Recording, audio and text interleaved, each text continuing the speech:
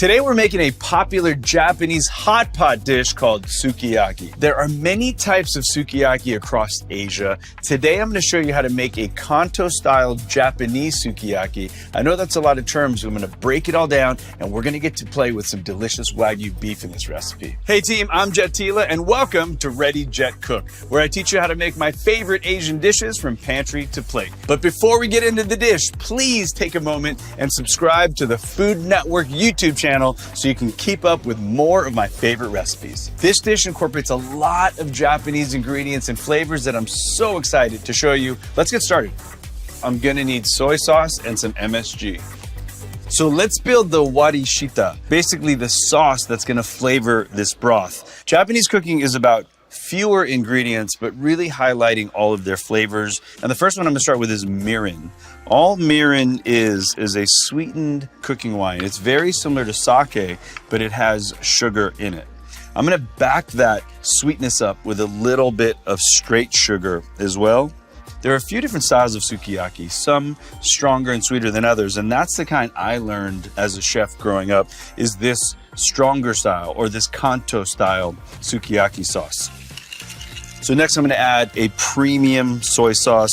This is basically what the Japanese would call dark soy sauce. It's basically a brewed soy sauce, and it's got a really nice aromatic deep flavor. A premium Japanese soy sauce is going to have a really rich, delicious flavor out of the bottle. It's kind of like the top shelf spirit versus that well spirits. You're going to taste the difference because the well stuff is going to be kind of brackish and almost a little bit bitter. All right, trigger warning, friends. I'm gonna say the words MSG, and I, like so many chefs, don't believe that MSG is bad for you. There's been almost 70, 80 years of negative press that's just simply not true from this chef's opinion. MSG, monosodium glutamate, is basically a flavor enhancer. All right, I'm just using a small amount to really enhance all the flavors. I think the reason why people love hot pot is because of the ritual and the ceremony of it, right? This is Warishita, which is basically the seasoning of the broth for the hot pot. So our Warishita, or seasoning sauce of the broth, is done. Let's do some veg prep. So here's my medley of vegetables for my sukiyaki. And what's fun is I'm gonna spend a little time and cut them decoratively, so when they sit in the pot and they simmer in the broth, they look really cool. So with the mushroom caps, I'm just going to cut little star patterns in them by angling the knife, cutting out little wedges. And you could either do kind of a 4 or 6 pattern, but that works for me, just like that. And when you order this in Japan, it's pretty common that a little platter of all these decorative vegetables are brought out to be added to the broth. But it's very simple. It's 3 cuts and you get these beautiful little star patterns in there. All right, moving on. More fun decorative cutting. Sukiyaki is usually eaten in cold months. Hearty vegetables. I'm just taking carrots that are pretty wide around. I'm not peeling them because I'm going to use this little star punch and punch out little stars. Again, my kids kind of love this situation, so I'm just gonna punch. I'm always kind of going for odd numbers. That lack of symmetry kind of doesn't draw your eye and feels just a lot more natural. So these stars right here, not fun? Just like that. And these are just little cookie cutters, so very, very easy to find. So that's gonna go here with the onion. I'm simply just gonna do slices with that kind of sweet soy sauce. As the onion simmers, it's gonna add a really nice kind of earthy flavor here. So I cut the onions in half, tip and tail them, and I'm just gonna slice them into thicker slices because I do want them to boil up and really add that sweetness into the broth. So just nice, even, thicker slices. And this is all gonna be arranged decoratively in that pot. I've got Napa cabbage here.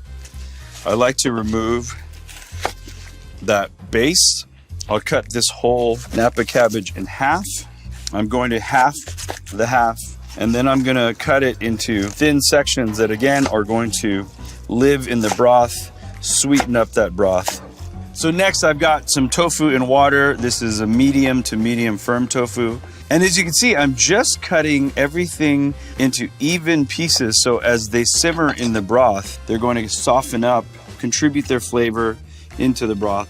And this is also kind of one of those fun things you can do ahead of time. And when it's time to kind of sukiyaki, you can bring the sukiyaki vegetables to the broth and everyone can kind of have fun putting the items in. Lastly, this is Japanese green onion, also known as Tokyo negi. Negi is the word for green onion, and this is uniquely Japanese. It kind of looks like the size of a leek, but it's got a very, very mild sweet flavor. Take the root away, and I'm just cutting it into kind of manageable sections. And what I'm gonna do is do a wide bias. When I put these in the broth, they will soften up, add the flavor, and be super delicious. Japanese green onions are gonna have the sweetness of a leek, but be more mild like a scallion. If you can't find Japanese green onions, just use the white parts of a regular scallion. So there you have it. I've got my vegetable medley. This dish is traditionally served in the wintertime, so you can kind of pick your medley of vegetables, but this is the kind of standard set in Kanto-Style Sukiyaki. All right, so veggies and tofu prepped. I'm going to the fridge to grab my Wagyu beef and my shirataki noodles. So the beef that we're using is Wagyu, meaning a Japanese breed of beef that's super marbled, and this is sliced paper thin, so it cooks really, really quickly. So this is called shirataki noodle. It's a yam starch noodle, so it's kind of like a glass noodle. It's really kind of bouncy. I'm gonna drain these noodles. The shirataki noodles are actually held in liquid. Because they're so delicate, if they weren't, they'd be sticking together.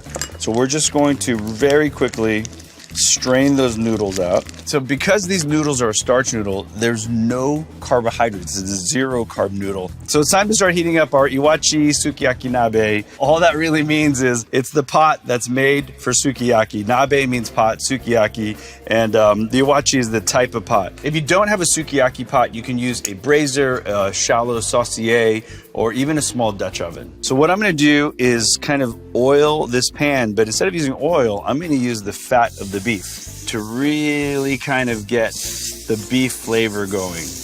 In Japan, I'd be using a brick of Wagyu fat, but this beef is so fatty that this is gonna do the same thing. So now I'm gonna open up each piece of beef, lay it flat against the pan, and allow it to sear up just a little bit. So I'm using Wagyu beef, which is a Japanese breed of beef. You can find pure Wagyu or sometimes hybrid Wagyu, or you could just use very, very marbled thin sliced beef. So the beef is seared on one side. It's still very rare in the middle. I'm gonna push it up against one corner. So now that the beef is pushed up against the side, I'm gonna start building the broth. And I'm bringing in my Warishita, stirring and making sure the sugar is completely dissolved.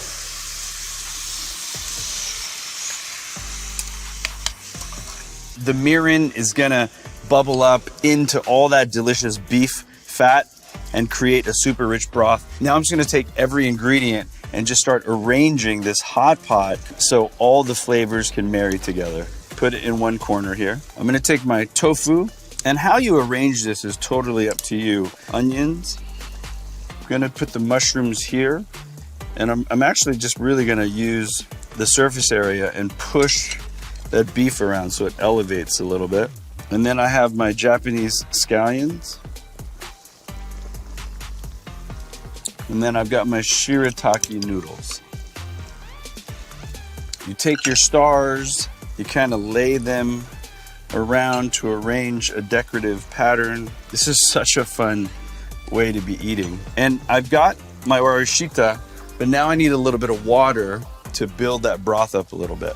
I want to make a braise here and not dilute the Warishita too much. And there it is. I'm going to cover this, let it simmer, and the vegetables are going to start to mellow out. All the flavors are going to start to come together, and it's almost time to eat. So the onions and all the veggies and the beef have simmered. I'm literally salivating as I'm standing here smelling all the smells. So the Warishita has done its job. It's simmered the onions till they're sweet, the beef until it's perfect, the tofu, all of the flavors have been traded. I'm gonna show you two ways to eat this, one traditional and one nouveau. So the traditional way is to take a pasteurized egg, break it into the bowl.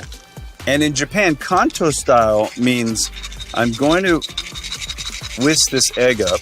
This is going to be very similar to cracking eggs into a custard. I'm gonna take the beef very hot out of the Warishita. It's going to quickly be coated in egg. And because the beef is so hot, this egg is going to warm up and get very custardy very quickly. It's sweet, it's umami. All of those vegetable flavors have permeated this broth. That is Kanto style. If you're a little nervous about raw eggs, here's another way to serve it. You could actually poach the eggs right near the end inside the broth. So I'm gonna make just a little well here. And this is very similar to other Japanese noodle dishes like nabeyaki, udon. And I'm gonna close this just for about 2 minutes. Once the egg poaches, it's mostly cooked, but it's still kind of runny in the middle. You could ladle this out and you can share it with your family. All right, let's check back in on our egg. Oh yeah, look at that. So I've got my shirataki noodles that now have the broth on them. Of course, the beef that's cooked through but still tender. A little bit of the cabbage, scallion, mushroom. You can't forget the stars. We fight for those in our house. Tofu, and then just the broth. So everyone would get a portion like this. All those vegetables have sweetened up to perfection. This is why sukiyaki is one of my favorite dishes to make with the family. So there you go, one of my favorite hot pots, Japanese style Kanto Sukiyaki. Hope you guys enjoyed it. We'll see you next time.